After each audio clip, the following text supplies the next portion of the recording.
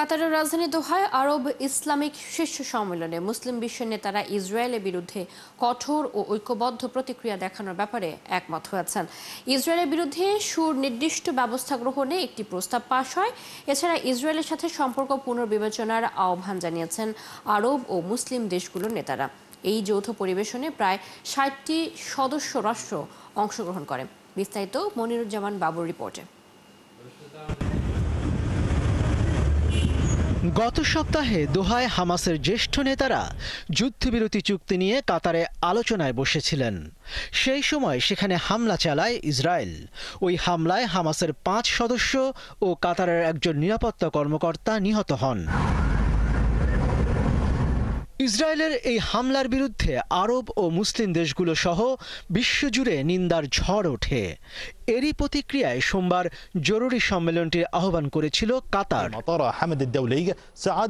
সোমবারের সম্মেলনে সৌদি যুবরাজ মোহাম্মদ বিন সালমান, ইরানের প্রেসিডেন্ট মাসুদ পেজেশকিয়ান, ইরাকের প্রধানমন্ত্রী মোহাম্মদ শিয়া আল সুদানি, তুরস্কের প্রেসিডেন্ট রিসেপ তাইয়েপ এরদোয়ান এবং ফিলিস্তিনি প্রেসিডেন্ট মাহমুদ আব্বাস সহ আরও অনেক দেশের মুসলিম নেতারা অংশ নেন। সম্মেলনে কাতারের আমির Sheikh Tamim bin Hamad Al Thani বলেন, ইসরায়েলের কর্মকাণ্ড বিশ্বাসঘাতকতামূলক। যার সঙ্গে আলোচনা চলছে তাকে যদি পদ্ধতিগতভাবে হত্যার চেষ্টা করা হয় তাহলে এর মানে স্পষ্ট, ধরে নিতে হবে আলোচনা ভেস্তে দেওয়ারই চেষ্টা চলছে। ইরানের প্রেসিডেন্ট মাসুদ পেজেশকিয়ান বলেছেন, মুসলিম নেতাদের ইসরায়েলের বিরুদ্ধে দাঁড়ানোর জন্য নিজেদের মধ্যে ঐক্য ও সংহতি জোরদার করা উচিত। কাতারে হামলা ছিল ইহুদিবাদী শাসক গোষ্ঠীর একটি পূর্ব পরিকল্পিত আক্রমণ, যার লক্ষ্য ছিল গাজায় গণহত্যা বন্ধের কূটনৈতিক প্রচেষ্টাকে নষ্ট করা। এই আগ্রাসন অপরাধের চেয়েও বেশি কিছু। সম্মেলনে তুরস্কের প্রেসিডেন্ট রিসেপ তাইয়েপ এরদোয়ান অভিযোগ করেন, ইসরায়েল সন্ত্রাসী মানসিকতা নিয়ে এগোচ্ছে। মিশরের president Abdel Fattah al CC সতর্ক করে বলেন, ইসরায়েলের অনিয়ন্ত্রিত আচরণ সংঘাতকে আরও বাড়িয়ে তুলবে এবং অঞ্চলটিকে অস্থিতিশীল করে তুলবে। সম্মেলন শেষে এক যৌথ বিবৃতিতে ফিলিস্তিনি জনগণের বিরুদ্ধে ইসরায়েলের চলমান আগ্রাসন রোধে সব ধরনের আইনি ও কার্যকর পদক্ষেপ নেওয়ার আহ্বান জানানো হয়। এসব কার্যক্রম হতে পারে ইসরায়েলের সঙ্গে কূটনৈতিক ও অর্থনৈতিক সম্পর্ক পুনর্বিবেচনা করা এবং দেশটির বিরুদ্ধে আইনি প্রক্রিয়া শুরু করা। মনিরুজ্জামান বাবু, ৭১। কাতারে আর হামলা চালাবে না ইসরায়েল। যুক্তরাষ্ট্রের প্রেসিডেন্ট ডোনাল্ড ট্রাম্প এই তথ্য জানিয়েছেন। মার্কিন প্রেসিডেন্টের দপ্তর ওভাল অফিসে সাংবাদিকদের সাথে কথা বলার সময় একথা বলেন তিনি। নেতানিয়াহু আর কাতারে হামলার নির্দেশ দেবেন না।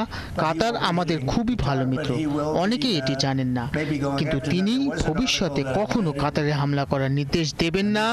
এখন থেকে তিনি কাতারের সঙ্গে মিলেমিশে চলবেন। হামাস যেখানেই আছে ইসরায়েল সেখানেই হামলা চালাবে বলে মন্তব্য করেছেন দেশের প্রধানমন্ত্রী বেনিয়ামিন নেতানিয়াহু। জেরুজালেমে মার্কিন পররাষ্ট্রমন্ত্রী মার্কো রুবিওর সাথে বৈঠক শেষে যৌথ সম্মেলনে এই মন্তব্য করেন তিনি। কাতারে হামলা নিয়ে নেতানিয়াহুর সাথে বৈঠক করেন মার্কো রুবিও। বৈঠকে রুবিও ওই হামলার কারণে গাজায় যুদ্ধবিরতি প্রচেষ্টা ব্যাহত হওয়ার শঙ্কা প্রকাশ করেছেন। তিনি জানান, ইসরায়েলের এমন আচরণে উদ্বিগ্ন যুক্তরাষ্ট্র। ২ ঘন্টার বৈঠকের পর যৌথ সংবাদ সম্মেলনে ইসরায়েলের প্রধানমন্ত্রী বলেন, দুই দেশ একসাথে কাজ করবে একে অপরকে রক্ষা করতে। তিনি বলেন, রুবিওর এই সফর সন্ত্রাসীদের জন্য স্পষ্ট বার্তা যে যুক্তরাষ্ট্র ইসরায়েলের পাশে দাঁড়িয়েছে, আর যারা ইসরায়েলের নিন্দা করছে তাদের মধ্যে দ্বিমুখিতা রয়েছে। আর রুবিও বলেন, হামাসকে অস্ত্র ত্যাগ করতে হবে। কেবলমাত্র হামাসকে নিরস্ত্রীকরণ এবং নির্মূল করলেই হবে না, বরং গাজার জনগণের জন্য ভালো ভবিষ্যতের কথাও ভাবতে হবে। তবে হামাসের অস্তিত্ব থাকা পর্যন্ত এটি সম্ভব নয়। তাই এ বিষয়ে আরও কাজ করতে আমরা কাতারকে আহ্বান জানিয়েছি।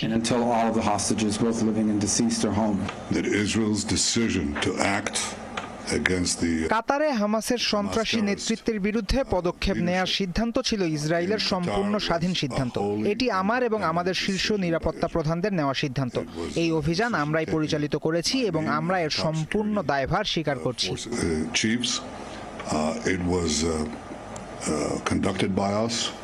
গাজা সিটিতে হামলা বাড়িয়েছে ইসরায়েল। মঙ্গলবার সকাল থেকেই টানা হামলায় এখনো পর্যন্ত 41 জন প্রাণ হারিয়েছে, আহত হয়েছে আরও 40 জন। গাজা সিটিতে ইসরায়েলের হামলায় মারা গেছে 4 জন, আর পাশের শহর আল নাসেরে মারা গেছে 2 জন। এছাড়া দেইর আল বালাহ ও গাজার মধ্যাঞ্চলেও হামলা চালিয়েছে আইডিএফ। এর আগে সোমবার গোটা উপত্যকায় ইসরায়েলের হামলায় মারা গেছে অন্তত 62 জন ফিলিস্তিনি। গাজায় ইসরায়েলের হামলা শুরুর পর থেকে এ পর্যন্ত মৃতের সংখ্যা দাঁড়িয়েছে 64,871 জনে, আর আহত হয়েছে 1,64,610 জন।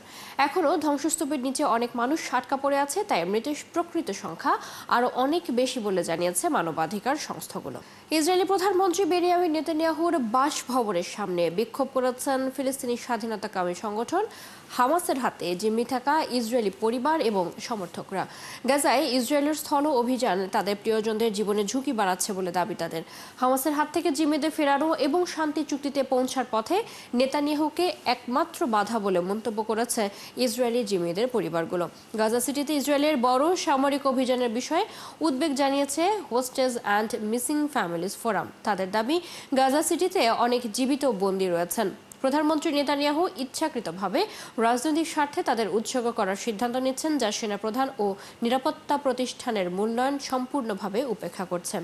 জাতিসংঘের 80তম সাধারণ অধিবেশন উপলক্ষে বিশ্বের বিভিন্ন দেশ এবং প্রতিষ্ঠানের প্রতিনিধিরা শুরু করেছেন যুক্তরাষ্ট্রের নিউ ইয়র্কে। ম্যানহাটনে জাতিসংঘ ভবনের সামনে গত 2 সপ্তাহ ধরে ইহুদিরা ফিলিস্তিন রাষ্ট্রের পক্ষে কর্মসূচি পালন করছেন।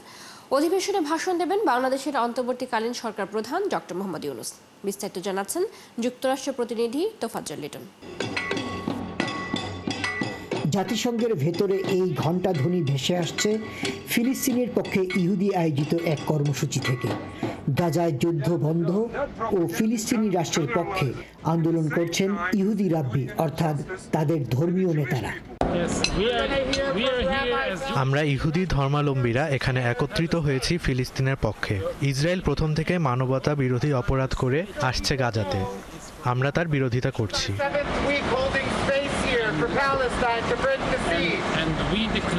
জাতিসংঘ অধিবেশনের প্রাথমিক কার্যক্রম শুরু হয়েছে 9 সেপ্টেম্বর।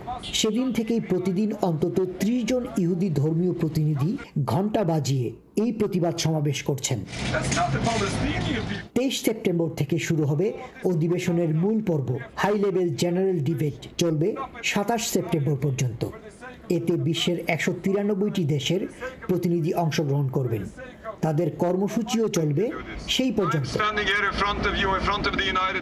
আমি একজন রাব্বি এবং আমরা সবাই জাতিসংঘ ভবনের সামনে দাঁড়িয়েছি সারা বিশ্বের সেই সব ইহুদিদের পক্ষে যারা এই যুদ্ধ নিয়ে বিব্রত, যারা এই যুদ্ধের বিপক্ষে, যারা এই যুদ্ধের জন্য নানান সমস্যায় পড়ছেন। নেতানিয়াহু ইহুদি ধর্মকে পরিকল্পিতভাবে ব্যবহার করছেন। যুক্তরাষ্ট্রে ইসরায়েল বিরোধী প্রো প্যালেস্টাইন প্রতিবাদের জেরে 2024 সাল থেকে এ পর্যন্ত 3000-এর বেশি মানুষ গ্রেফতার হয়েছেন, কিন্তু এই প্রতিবাদ সমাবেশ থেকে কাউকে গ্রেফতার করা হচ্ছে না। বাংলাদেশের অন্তর্বর্তীকালীন সরকার প্রধান ডক্টর মোহাম্মদ ইউনূস রাষ্ট্রের পক্ষে অধিবেশনে ভাষণ দেবেন 26 সেপ্টেম্বর। নিউ ইয়র্ক কনস্যুলেটের আয়োজনে 27 তারিখ দেওয়া হবে গণসংবর্ধনা। একতাই ভালো, শান্তি, উন্নয়ন ও মানবাধিকারের জন্য 80 বছর। জাতিসংঘ অধিবেশনের এবারের এই স্লোগানটি বাস্তবায়িত হবে সেই প্রত্যাশা সবার। তোফাজ্জল লিটন, 71, জাতিসংঘ সদর দপ্তর, নিউ ইয়র্ক। গাজায় গণহত্যা বন্ধ না হওয়া পর্যন্ত ইসরায়েলকে বৈশ্বিক খেলাধুলার প্রতিযোগিতা থেকে নিষিদ্ধ করার দাবি জানিয়েছেন স্প্যানিশ প্রধানমন্ত্রী পেদ্রো সানচেজ। একই সাথে দেশটি ইসরায়েলের সাথে প্রায় 1 বিলিয়ন ইউরোর অস্ত্র চুক্তিও বাতিল করেছে। সোমবার নিজের সমাজতান্ত্রিক দলের এক বৈঠকে সানচেজ বলেন, গাজায় হামলার পরও ইসরায়েলের বৈশ্বিক ক্রীড়ায় অংশগ্রহণ নৈতিকভাবে গ্রহণযোগ্য নয়। তিনি বলেন, রাশিয়াকে যেমন 2022 সালে ইউক্রেন আক্রমণের পর বৈশ্বিক ক্রীড়া থেকে বাদ দেওয়া হয়েছিল, ইসরায়েলকেও তেমন শাস্তির মুখে পড়া উচিত। এ সময় ইসরায়েলকে বৈশ্বিক প্রতিযোগিতা থেকে নিষিদ্ধ করতে স্পেনের প্রধানমন্ত্রী পেদ্রো সানচেজ আন্তর্জাতিক ক্রীড়া সংস্থার প্রতি আহ্বান জানিয়েছেন। এর আগে গত সপ্তাহে স্পেনের ক্রীড়ামন্ত্রী পিলার আলেগ্রিয়া একই আহ্বান জানিয়েছিলেন। এদিকে ইসরায়েলের পররাষ্ট্রমন্ত্রী গিদেওন সাআদ সানচেজকে ইহুদি বিদ্বেষী ও মিথ্যাবাদী বলে সমালোচনা করেছেন। নেপালে আন্দোলনে নিহতদের শহীদ ঘোষণা করে রাষ্ট্রীয় মর্যাদায় অন্ত্যেষ্টিক্রিয়া সম্পন্ন করার সিদ্ধান্ত নেওয়া হয়েছে। এছাড়াও নিহতদের পরিবারকে 15 লাখ রুপি করে আর্থিক সহায়তা দেবে সুশীলা কার্কির নেতৃত্বাধীন অন্তর্বর্তী সরকার। সোমবার মন্ত্রিসভার বৈঠকে এসব সিদ্ধান্ত গ্রহণ করা হয়। গৃহ ও আইনমন্ত্রী ওম প্রকাশ আরজাল জানান, প্রতি পরিবারের জন্য আগে 10 লাখ রুপি ক্ষতিপূরণ দেওয়ার সিদ্ধান্ত নেওয়া হয়েছিল, তার সাথে আরও 5 লাখ রুপি যোগ করা হয়েছে। তিনি আরও জানান, নিহতদের মরদেহ নিজ নিজ জেলা ও পৌরসভায় পৌঁছে দিতে সরকার হেলিকপ্টার সহ পরিবহনের প্রয়োজনীয় ব্যবস্থা করবে। নেপালের সাম্প্রতিক জেন জি আন্দোলন সামাল দিতে না পারায় রাষ্ট্রের ভূমিকা নিয়ে ব্যাপক বিতর্ক তৈরি হয়েছে।